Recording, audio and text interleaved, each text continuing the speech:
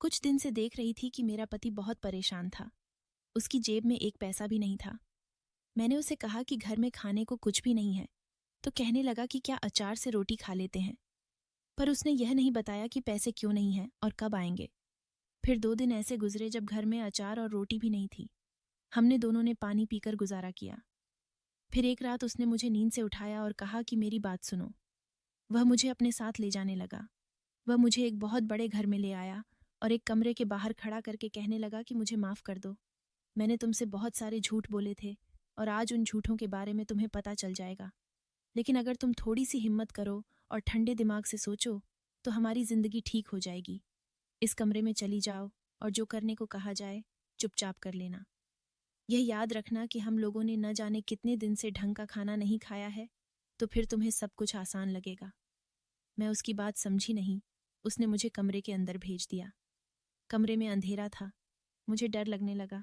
मैं वापस जाने लगी, पर उसने बाहर से दरवाज़ा बंद कर दिया। मुझे उसका साया नजर आ रहा था। वह खड़ा था, लेकिन दरवाज़ा नहीं खोल रहा था और मेरी बात भी नहीं सुन रहा था।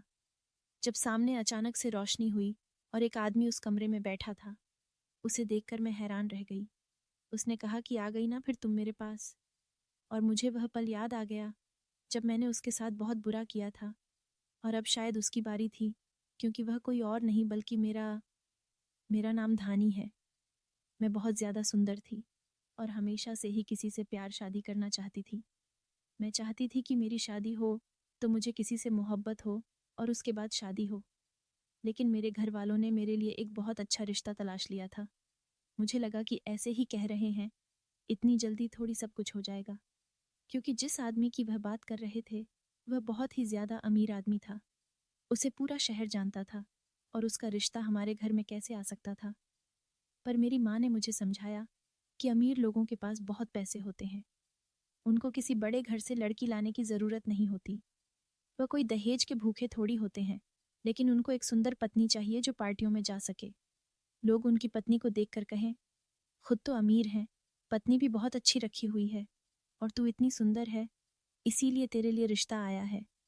उनको और कुछ नहीं चाहिए और हमारे पास देने का कुछ है भी नहीं। मुझे लगता है कि यहाँ तेरा रिश्ता पक्का हो जाएगा। वही बात हुई कि मैं उस आदमी को पसंद आ गई। वह आदमी भी देखने में बुरा नहीं था, लेकिन शायद मुझसे बड़ा था। मेरी माँ ने कहा कि 7 से 8 साल का फर्क नहीं पड़ता। जिसके पास पैसे होते हैं, उसमें कोई कमी नहीं होती, क्योंकि पैसा सारी बुराइयों को छुपा लेता है। और जिसके पास पैसे नहीं होते, उसमें कोई खूबी नहीं होती, क्योंकि उसकी जेब खाली होती है।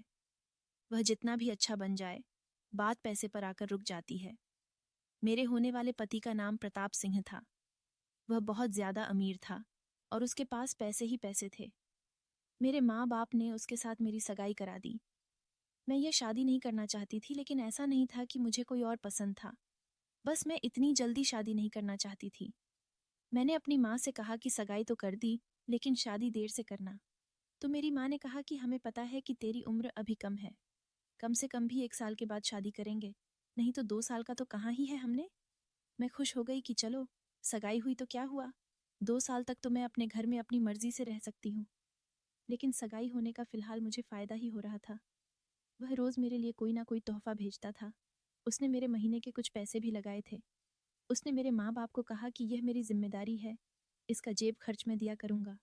और वह पैसे इतने होते थे कि मेरा जेब खर्च किया, उससे तो हमारा पूरा घर चल सकता था। लेकिन पता नहीं क्यों मेरा दिल प्रताप की तरफ नहीं लग रहा था। मैं उसे अपना पति स्वीकार नहीं कर पा रही थी। मुझे ऐसा लग रहा था कि मेरी ज़िंदगी इसके साथ नहीं गुजरेगी। ये वह है ही नहीं जिसके साथ मैं अपनी सारी ज़िंदगी गुजारना चाहती हूँ। शायद इसीलिए, क्योंकि अभी तक हमने एक दूसरे से ढंग से बात भी नहीं की थी। एक दिन मेरी एक दोस्त भी घर आई हुई थी, जब प्रताप ने मेरे लिए एक बड़ा सा फ़ोन भेजा। और फ़ोन भी चालू था, उसके अंदर सिम भी थी और पूरे महीने का पैकेज भी था। मेरी दोस्त ने कहा कि तेरी प्रताप से बात होती है क्या? मैंने कहा कि नहीं होती। उसने कहा कि तभी उसने तुझे फ़ोन भेजा है, अब तो उससे बात किया कर। सगाई के बाद और शादी से पहले का जो वक्त होता है ना, वह बड़ा अच्छा होता है। इसमें एक दूसरे से अगर अच्छे तरीके से बात की जाए, तो अरेंज मैरिज भी लव मैरिज बन जाती है। मैंने कहा कि मुझे उससे बात नहीं करनी। मेरी दोस्त गुस्सा हो गई। फिर उसने तुझे मोबाइल क्यों भेजा है, वह भी चालू करवा कर? इसीलिए भेजा है कि उससे बात कर सके। और मैं घबरा गई।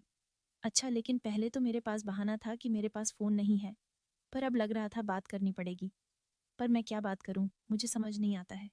मेरी दोस्त ने अपना सर पकड़ लिया। उसने कहा कि अपने होने वाले पति से लड़कियां क्या बातें करती हैं। एक दूसरे की पसंद नापसंद के बारे में पूछो, कोई प्लान बनाओ, बाहर घूमने जाओ। तुम्हारे घर वाले मना नहीं करेंगे, और उसके पास पैसे हैं, गाड़ी है। मुझे तो अभी तक इतनी शॉपिंग कर लेनी चाहिए थी कि तेरा पूरा कमरा भर जाता। मौके से फ़ायदा उठा, माना कि तेरा ही होने वाला पति है, लेकिन बाद में यह जो पति होते हैं ना, ये बदल जाते हैं। यह तो तेरे लिए गोल्डन पीरियड है। गोल्डन पीरियड और तू है कि पागल हुई जा रही है। मैं उसकी बातें तो सुन रही थी, लेकिन मैंने दिल में सोच लिया नहीं, बात करनी है। पर अभी हम ये सब बातें ही कर रहे थे कि प्रताप की कॉल आने लगी, क्योंकि उसने फ़ोन में पहले से ही सिम लगाकर भेजी थी। मेरी दोस्त ने कहा कि उठा उठा, और मेरे हाथ पांव फूल गए। मैं घबरा गई, पर मैंने फ़ोन नहीं उठाया। मेरी दोस्त ने कहा कि तेरा कुछ नहीं बन सकता, तेरे हाथ से यह रिश्ता निकल जाएगा और तू हाथ मलती रह जाएगी। और अगर तूने शादी नहीं करनी तो मैं उससे शादी करूंगी। तेरे जैसी सुंदर मैं भी तो हूँ। मैंने उसे हल्का सा थप्पड़ लगाया और कहा कि मेरे होने वाले पति पर नज़र रखती है। उसने कहा कि तू क्या चाहती है, कि खाऊं भी नहीं और बचाकर भी रखूं? या तो खा ले, या फिर किसी और को दे दे। मेरा यह दोस्त मेरी हर बात जानता था, इसलिए मैं उससे इतनी खुलकर बातें कर रही थी। पर आपने फिर से मुझे कॉल की, और मैंने कॉल उठा ली, लेकिन मैंने ऐसे बात की जैसे कोई स्टूडेंट अपने स्कूल के प्रिंसिपल से बात करता है। मैंने कहा, जी, कैसे हैं आप? हाँ, मैं ठीक हूँ। हमारे यहाँ मौसम कैसा है? बस इतनी ही बात हुई और मैंने कोई बहाना करके फ़ोन बंद कर दिया। वह भी समझ रहा होगा कि मैं शर्मा रही हूँ, पर मैं शर्मा नहीं रही थी, मैं सहज ही नहीं थी। शाम हुई तो हम छत पर चले गए। छत से मोहल्ला साफ दिख रहा था।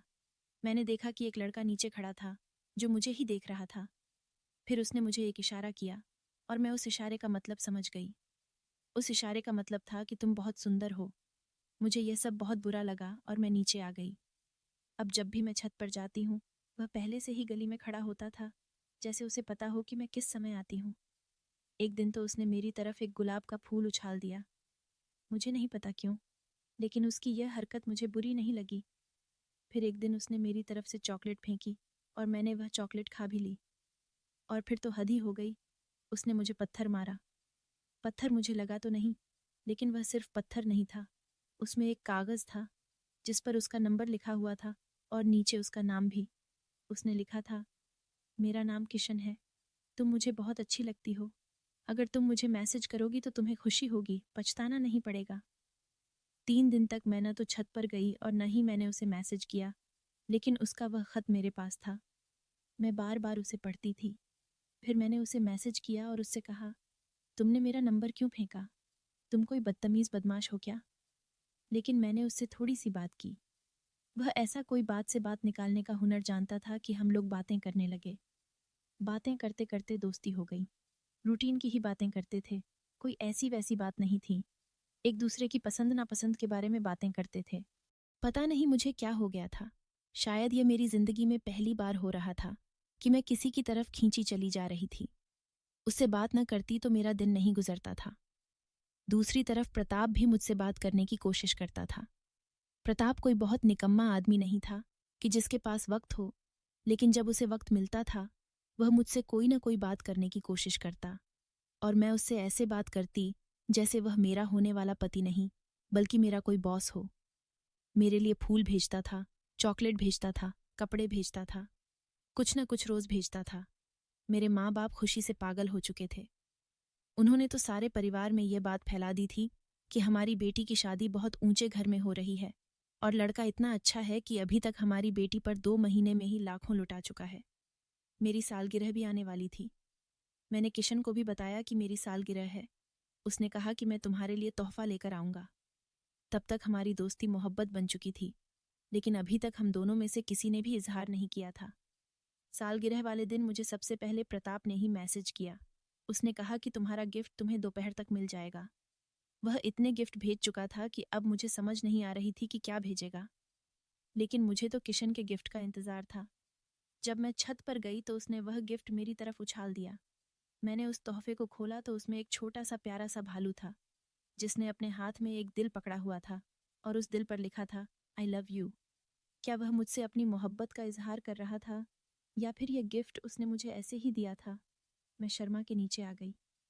थोड़ी देर बाद दरवाजे पर किसी ने बेल बजाई। मेरे पापा बाहर गए और कहा कि आपकी बेटी के लिए गिफ्ट आया है, यहाँ पर साइन कर दें। लेकिन उस आदमी के हाथ में कुछ भी नहीं था। मेरे पापा ने कहा कि गिफ्ट कहाँ है? तो उस आदमी ने कहा कि गिफ्ट बहुत बड़ा है, अंदर नहीं ला सकते, आप बाहर आकर देख लें। हम सब लोग हैरान हो गए। जाकर देखा तो यह देखकर हमारी तो आंखें ही फटी की फटी रह गईं कि वह गिफ्ट कोई छोटी मोटी चीज़ नहीं बल्कि एक गाड़ी थी। उसने मुझे कार गिफ्ट की थी। मेरे पापा ने सारी जिंदगी काम किया था, लेकिन वह गाड़ी नहीं खरीद पाए थे। और अब जब गाड़ी भर के दरवाजे पर खड़ी थी तो उनकी आंखों में खुशी के आंसू आ गए और मैं परेशान हो गई कि इतना बड़ा गिफ्ट, लेकिन मेरे हाथ में तो वह छोटा सा भालू था जो मुझे किशन ने दिया था, और मेरे लिए उससे ज़्यादा कीमती इस वक्त और कुछ भी नहीं था। अब हमारी मोहब्बत बढ़ने लगी और हम लोग एक दूसरे के बिना नहीं रह सकते थे। अब तो हम लोग चोरी चोरी मिल भी लिया करते थे। मैं बाजार जाने का बहाना करती, वह भी वहाँ आ जाता था। हम एक दूसरे से बातें भी कर लेते थे। मैंने उसे अभी तक यह नहीं बताया था कि मेरी सगाई हुई है, इसलिए सोचा कि बता देती हूँ। मैंने उससे कहा कि मेरी सगाई हुई है, और अभी मैंने इतना ही कहा तो वह कहने लगा, सगाई हुई है, शादी तो नहीं हुई ना, तोड़ दो सगाई। मैंने कहा, लेकिन मेरी सगाई। और मुझे जाना पड़ा क्योंकि प्रताप मुझसे मिलने के लिए आया हुआ था और मैं घर पर नहीं थी। उसने कहा, आप तो मुझसे बहुत दूर रहती हैं, ये आपका शर्माना है या कुछ और है? मैंने कहा, वह मुझे अच्छा नहीं लगता, यह सब कुछ और। अब तो मुझे यह सब कुछ वाकई अच्छा नहीं लग रहा था। मैं अपने आप को किशन के नाम कर चुकी थी, वही मेरा सब कुछ था। मैं उसके अलावा किसी और के बारे में सोच भी कैसे सकती थी? लेकिन आज प्रताप ने मेरा हाथ पकड़ने की कोशिश की। उसने कहा, जो चीज़ मुझे पसंद आ जाती है उसे मैं किसी और के साथ नहीं देख सकता। आपका मुझसे यूं दूर दूर रहना कहीं कुछ और तो नहीं कह रहा? मुझे ऐसा क्यों लगा जैसे उसे मुझ पर शक हो गया था। मैंने कहा, नहीं, ऐसी कोई बात नहीं है। आप ऐसी बातें क्यों कर रहे हैं? उसने कहा, आपका फ़ोन अक्सर एंगेज रहता है जबकि मेरे पास आपसे बात करने के लिए वक्त होता है, लेकिन आप मुझसे बात नहीं करती। मैं घबरा गई और मैंने झूठ बोल दिया, मेरी दोस्त है, मैं उसी से बातें करती हूँ। उसने कहा, मुझे अपना दोस्त समझो और मुझसे बातें किया करो। इसका यही मतलब था कि उसे मुझ पर शक हो गया था। मैंने किशन को यह नहीं बताया था कि मेरी सगाई किससे हुई थी, लेकिन अब मैं यह सगाई तोड़ना चाहती थी और यह सब कुछ छोड़ देना चाहती थी। मुझे हिम्मत करनी थी। अगर मैं अब हिम्मत नहीं करती तो सब कुछ बर्बाद हो सकता था। मैंने अपनी ज़िंदगी किशन के साथ गुजारने का फैसला कर लिया था। प्रताप ने किस तरह से मुझसे बात की थी, उसकी आंखों में देखते ही मैं उसके सामने नर्वस हो गई थी। मुझे उससे डर लग रहा था। मैं ऐसे आदमी के साथ अपना सारा जीवन नहीं गुजारना चाहती थी। मैंने फैसला कर लिया था और सबसे पहले यह बात अपनी दोस्त को बता दी। वह तो हैरान ही रह गई। उसने कहा, यह किशन कौन है, क्या करता है? मैंने कहा, नौकरी करता है, उसका अपना घर है। प्रताप जैसा अमीर नहीं है, लेकिन मेरी मोहब्बत है। मैं उसी से शादी करना चाहती हूँ। मेरी दोस्त ने मुझे बहुत समझाया। 2 घंटे तक वह यही कहती रही कि तेरा फैसला गलत है। मैंने कहा, तूने उसकी हरकतें नहीं देखी, बहुत ही ज़्यादा अजीब सी हैं। सारी ज़िंदगी मुझ पर हुक्म चलाना चाहता है। अमीर लोग तो ऐसे ही होते हैं, तभी तो ऐसे मुकाम पर पहुँचते हैं। उसने कहा, क्या अमीर लोग अच्छे नहीं होते, अच्छा बनने का नाटक करते हैं? मैंने कहा, मेरे लिए मोहब्बत ही सब कुछ है, पैसा नहीं। क्योंकि अगर मोहब्बत पास हो तो 2 वक्त की रोटी खाकर भी गुजारा हो सकता है, लेकिन मोहब्बत ना हो तो अच्छे अच्छे खाने भी अच्छे नहीं लगते। जाकर शादी कर लेंगे, बाद में तुम्हें अपने घर ले जाऊंगा, तुम मेरी पत्नी बन जाओगी। फिर कोई कुछ नहीं बोल पाएगा। मैंने अपने घर वालों को बता दिया कि मैं प्रताप से शादी नहीं करना चाहती। क्या मुझे अच्छा नहीं लगता? आप लोगों की पसंद है, आपने मेरी शादी करवाई, मुझसे पूछा भी नहीं, सिर्फ पैसा देखा, आदमी को नहीं देखा।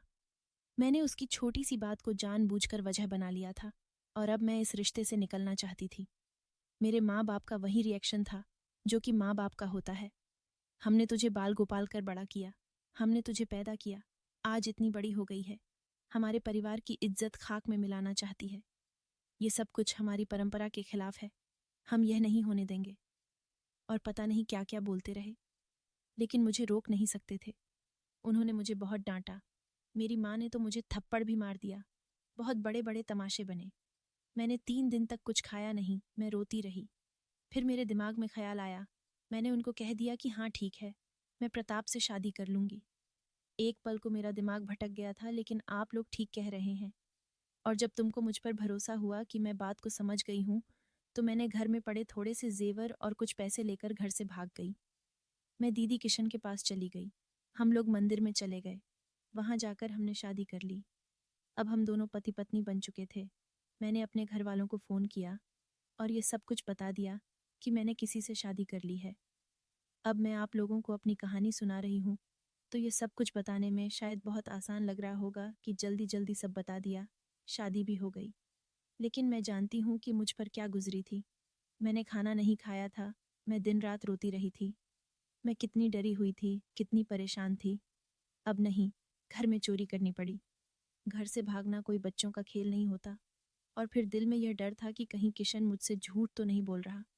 लेकिन उसने तुरंत मुझसे शादी कर ली। वह मेरा पति बन गया। हमने शादी को रजिस्टर्ड भी करा लिया था। अब हम लोग कानूनी तौर पर पति पत्नी थे। मेरे माँ बाप के पास अब हाथ पैर मारने के अलावा और कोई चारा नहीं था। वह क्या कर सकते थे? बस बैठे हवा खा सकते थे। हम लोग बहुत खुश थे। 2 दिन हमने एक बहुत अच्छे होटल में गुजारे थे। ये 2 दिन मेरी जिंदगी के सबसे सुंदर दिन थे। लेकिन उसके बाद मुझे एक दिन किशन ने कहा कि अब घर चलते हैं। मैंने कहा, तुम्हारा घर कहाँ है? तो उसने कहा कि यहाँ से काफ़ी दूर है, लेकिन चलते हैं। अब हम लोग एक रिक्शा में बैठे और उसके घर की तरफ जा रहे थे। मैं देख रही थी कि इस रास्ते में बड़े खराब होते जा रहे थे। पूरा इलाका भी कुछ अजीब सा था। झोपड़पट्टी जैसा इलाका आ रहा था। मैंने कहा कि कहाँ है तुम्हारा घर? वह बोला कि बस यहाँ से थोड़ा दूर और। ये देखकर मैं हैरान रह गई कि रिक्शा एक चाल के सामने रुक गया। मैंने देखा कि यह तो चाल था। वहीं शोर, औरतें एक दूसरे से पानी के लिए झगड़ा कर रही थीं। कोई गाली दे रहा था, बच्चे इधर उधर भाग रहे थे। मैंने कहा कि तुम यहाँ रहते हो किशन पर? तुमने तो कहा था कि तुम्हारा अपना घर है। उसने कहा कि अपना घर ही तो है, ये खोली मेरी अपनी है। मैंने कहा कि खोली। मैं थोड़ी परेशान हुई, तो उसने मुझे अपने गले से लगाया और कहा कि क्यों परेशान होती हो, मैं हूं ना तुम्हारे साथ। मैंने तो तुम्हें पहले ही बताया था, मैं तुम्हारे जैसा ही हूँ, छोटा सा आदमी हूँ, लेकिन मेरी मोहब्बत बहुत बड़ी है। मुझे उसकी मोहब्बत पर पूरा यकीन था। मेरा भी मूड अच्छा हो गया। हम लोग उसके घर में आ गए। घर में ज़्यादा सामान नहीं था और घर बहुत गंदा पड़ा था। मैंने कहा कि तुम घर पर साफ नहीं करते। उसने कहा कि अब तुम आ गई हो ना, ये तुम्हारा घर है। अब इसमें साफ भी तुमने करना है, संभालना भी तुमने, और मुझे भी तुमने ही संभालना है। मैं खाने को कुछ लेकर आता हूँ। मैंने आज पास देखा और सोचा कि मोहब्बत की है तो फिर यह सब तो होता ही है। और सबसे ज़रूरी बात यह कि मैंने मोहब्बत की है। मुझे मोहब्बत मिल गया और कुछ नहीं चाहिए। मैंने धीरे धीरे घर को साफ करना शुरू किया और किशन दोपहर का खाना ले आया, लेकिन साथ कुछ राशन का सामान भी लाया। जिंदगी इतनी बुरी भी नहीं थी। सुबह उठकर पानी भरना पड़ता था, पर किशन पानी खुद ही भर लेता था और मुझे ज़्यादा काम नहीं करने देता था। मैं उसके साथ बहुत खुश थी। शादी के शुरू के दिन वैसे ही बहुत अच्छे होते हैं। आपको कोई किसी जेल में भी रखे, लेकिन आपके पति के साथ रखे तो आप खुश ही रहते हैं। इसी तरह मेरी ज़िंदगी भी अच्छी बनी जा रही थी और मैं बहुत सोचती थी। ऐसा लगता था कि ज़िंदगी में कभी कुछ बुरा होगा ही नहीं। लेकिन सुबह काम पर चला जाता था और शाम को आता था। उसने कहा था कि वह किसी ऑफिस में काम करता है, लेकिन जब उसने महीने की पगार मेरे हाथ पर रखी तो मैं बड़ी परेशान हुई, क्योंकि यह तो सिर्फ 12,000 थे। और ऐसा कौन सा ऑफिस था जहाँ पर 12,000 की पगार मिलती थी?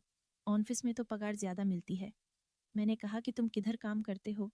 तो उसने मुझे किसी ऑफिस का ही बताया। यह भी कहा कि वे लोग अभी नए हैं, इसलिए ज़्यादा पैसे नहीं दे रहे, पर अगर अभी से मैं उनके साथ काम करता रहूँगा तो फिर वे आगे चलकर मेरी पगार बढ़ा देंगे। मैंने कहा, लेकिन 12,000 में महीना कैसे गुजरेगा?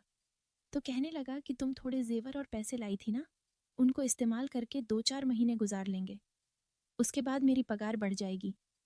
वह मुझे बहुत अच्छी तसल्ली देता था। कुछ भी बुरा हो जाए, वह इतने प्यार से समझाता था कि कुछ बुरा लगता ही नहीं था। थोड़े बहुत पैसों से ही हम दाल सब्जी राशन वगैरह ले आए। किराया भी दे दिया और घर की कुछ चीज़ें भी ले लीं। मेरे लिए एक साड़ी भी ले आया। ये सब कुछ बहुत ही घटिया क्वालिटी का था, लेकिन था तो सही। यहाँ पर मेरी कुछ औरतों से दोस्ती भी हुई और बातचीत भी। उनको बिल्कुल भी बोलना नहीं आता था। ऐसा लगता था पढ़ाई तो इन लोगों ने की नहीं, लेकिन इन्हें तो बुनियादी तमीज़ भी नहीं है। बस फिर भी वहाँ पर वक्त गुजर रहा था। पूरा दिन मैं अकेली रहती थी तो थोड़ी परेशान हो जाती थी, पर जैसे किशन आता था, ऐसा लगता था कि सब कुछ ठीक हो गया है। उसको दूर से देखकर ही मेरे चेहरे पर मुस्कान आ जाती थी और मैं सब कुछ भूल जाती थी। हम दोनों के साथ बहुत अच्छा समय बिताते थे, बातें करते थे, कभी कभी हंसी मजाक भी करते। रात होती तो कोई फिल्म देख लेते, लेकिन किशन के फ़ोन पर इस घर में टीवी भी नहीं था। पर आहिस्ता आहिस्ता हमारी खुशियां मंद पड़ने लगीं, क्योंकि घर में खाने को कुछ भी नहीं होता था। अब तो हमने 3 की जगह 2 टाइम का खाना खाना शुरू कर दिया था। मैं जब भी किशन से बात करती कि कुछ करो, कहीं से पैसे लेकर आओ, तो वह मुझे यह बताने लगता कि उसे मुझसे कितना प्यार है। लेकिन खाली प्यार से पेट नहीं भरता, ये हम सब जानते हैं। फिर वह दिन भी आ गए जब हमारे घर में कुछ भी नहीं था और रोटी पकाने को आटा भी नहीं था। यहाँ तो सब लोग ही गरीब रहते थे, फिर भी हमने बहुत से लोगों से उधार ले लिया था। वे भी दरवाजे पर आ रहे थे। मुझे पता चला कि जब से शादी हुई है, तब से किशन उधार ही उठा रहा था। वह कोई नौकरी नहीं करता था। वह किसी के यहाँ नौकर था, लेकिन वहाँ से भी उसे निकाल दिया गया था। उसने मुझसे झूठ बोला था, एक नहीं 1000 झूठ बोले थे। उसने कहा था मेरा अपना घर है, जबकि वह एक चाल में रहता था। यह झूठ भी मैं बर्दाश्त कर गई। फिर उसने कहा, मैं ऑफिस में नौकरी करता हूँ, जबकि ऐसा भी नहीं था। वह किसी अमीर आदमी का नौकर था और अब उसे वहाँ से भी निकाल दिया गया था।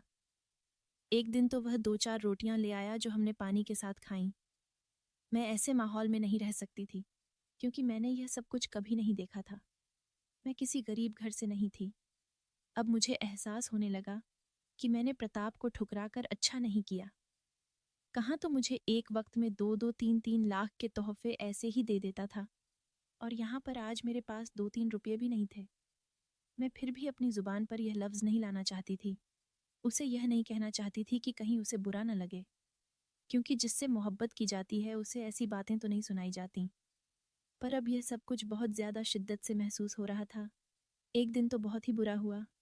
खाना न खाने की वजह से मेरी तबीयत खराब हो गई। इसी चाल में एक डॉक्टर भी रहता था। वह बहुत अच्छा था। उसने सबकी मदद की थी।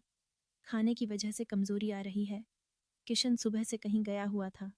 मुझे लगा कि शायद पैसों का इंतज़ाम करने गया है, पर जब वापस आया तो उसके हाथ में कुछ भी नहीं था। आकर सो गया। यह रात भी इसी तरह गुजर गई। रात आने से पहले वह दोपहर को मेरे लिए कहीं से थोड़ा खाना ले आया। खाना बहुत ही बुरा था, लेकिन मुझे इतनी भूख लगी हुई थी कि मैंने खा लिया। उसने कहा कि नहा धोकर तैयार हो जाना और अपना सबसे अच्छा सूट पहन लेना।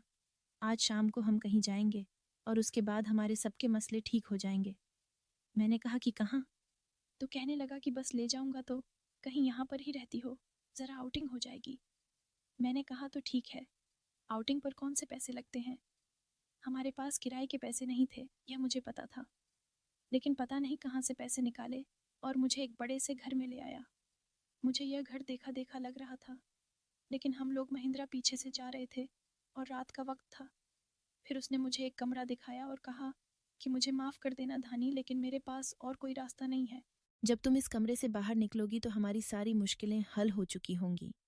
जब पेट में रोटी ना हो तो इंसान मोहब्बत का क्या करे? ये बात तो तुम भी समझ गई होगी।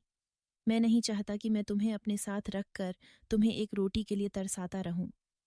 इसलिए इस कमरे में जो भी हो तुम बर्दाश्त कर लेना। मैंने कहा कि ये कैसी बातें कर रहे हो, मुझे परेशान कर रहे हो, डर लग रहा है, मुझे छोड़कर नहीं जाना। पर उसने मुझे कमरे में धक्का दिया और खुद वहां से चला गया। जैसे ही मैंने पलट कर देखा तो सामने प्रताप बैठा हुआ था। मैं यह देखकर हैरान रह गई। मैंने कहा कि तुम यहाँ क्या कर रहे हो? उसने कहा कि तुम्हें यह बताने के लिए बैठा हूँ कि मुझे ठुकराकर मेरे ही नौकर से शादी करके तुम्हें कैसा लग रहा है, क्योंकि आज तुम्हारा वह पति तुम्हें मेरे ही पास बेचकर चला गया, वह भी सिर्फ एक रात के लिए। यह सुनकर मुझे ऐसा लगा कि जैसे मेरी आत्मा ही निकल गई है। मैं ज़मीन पर गिरने वाले अंदाज में ज़मीन पर बैठ गई और मेरी आंखों से आंसू गिरने लगे। उसने कहा कि बताओ, अब क्या करूं तुम्हारे साथ, क्योंकि इस कमरे में क्या हो सकता है ये तो तुम जानती हो। मैंने उसके सामने हाथ जोड़ दिए और उसका मतलब था कि मुझे जाने दो, लेकिन उसके बाद जो उसने किया मैं हैरान रह गई। उसने मुझे ज़मीन से उठाया और सोफे पर बिठाया, मेरे आंसू साफ किए और कहा कि तुम बहुत मासूम हो, तुम जैसी लड़की को कोई भी बेवकूफ़ बना सकता था। काश कि मुझे पता होता, मैं पहले यह सब कुछ न होने देता। लेकिन अभी भी देर नहीं हुई है। तुम्हें बस मेरा साथ देना होगा। मेरे साथ पुलिस के हवाले कर दूंगा और तुमसे शादी कर लूँगा। तुम सोच लो, मैं तुम्हें वक्त देता हूँ। ये मेरा नौकर है, मेरे पास काम करता था, लेकिन इसी तरह की हरकतें करता था। इसने इस घर से चोरी भी की और बहुत सी लड़कियों के साथ इसका ताल्लुक भी था। तुमसे इसने शादी क्यों की, ये मुझे नहीं पता। शायद इसने सोचा होगा कि शादी करके घर बसा लेता हूँ, लेकिन यह किसी का घर बसाने के काबिल नहीं है, क्योंकि इसे कुछ भी आता जाता नहीं है। इसलिए तो तुम्हें मेरे पास छोड़ कर गया। दलाली कर रहा है तुम्हारी। आज तो मैंने यहाँ छोड़ा है, कल किसी और बड़े सेठ के पास ले जाएगा। क्या तुम्हें इसके हाथों में इस्तेमाल होना है? मैंने कहा कि नहीं, पर मेरे माँ बाप, मैंने उनका भी दिल दुखाया। प्रताप ने कहा कि मैं उनको भी मना लूँगा।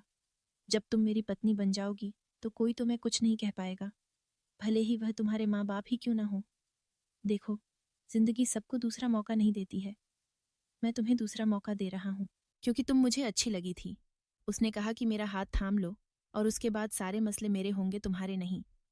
मैंने अभी तक भी तो सारे फैसले जल्दबाजी में ही किए थे, तो फिर अब क्यों नहीं? मैंने प्रताप का हाथ थाम लिया। किशन की मोहब्बत मेरे दिल से निकल गई थी। वाकई मुझे यहाँ बेच कर गया था।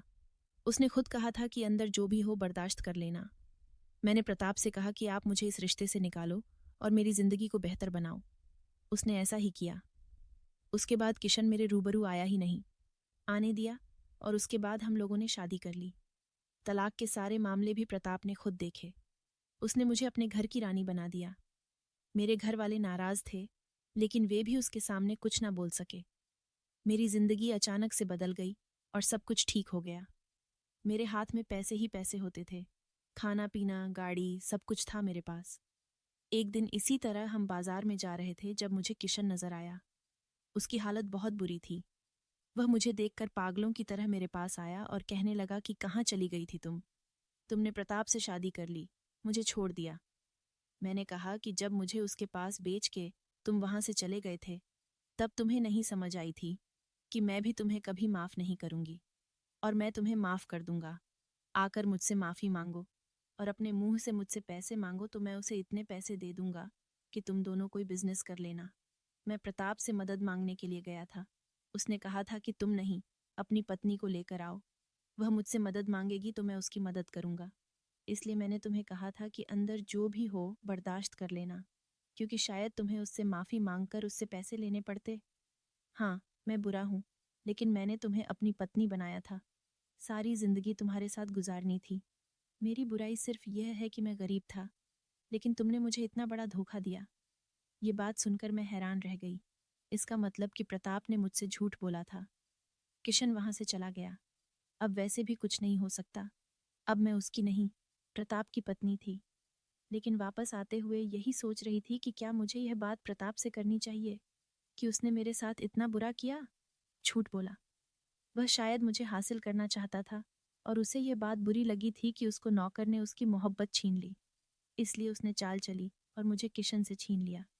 किशन के पास कुछ नहीं था, पैसे नहीं थे, नौकरी नहीं थी, घर नहीं था, लेकिन वह मुझसे बहुत प्यार करता था और प्रताप ने मुझे सब कुछ दिया सिवाय प्यार के। आज इस बात को 2 हफ्ते हो गए हैं। यह बात मैं अपने दिल में लिए फिर रही हूँ। अब आप लोग मुझे बताओ कि मैं क्या करूं? क्या मैं प्रताप को बताऊं कि मुझे तुम्हारी हकीकत पता चल गई, या फिर किशन के पास वापस चली जाऊं? लेकिन यह मेरी जिंदगी है, मजाक नहीं। या फिर यह सब कुछ बर्दाश्त करती रहूं? आप लोग मुझे ज़रूर बताना कि मैं क्या करूं। दोस्तों, वीडियो कैसा लगा कमेंट करके ज़रूर बताएं। वीडियो को लाइक और चैनल को सब्सक्राइब ज़रूर करें।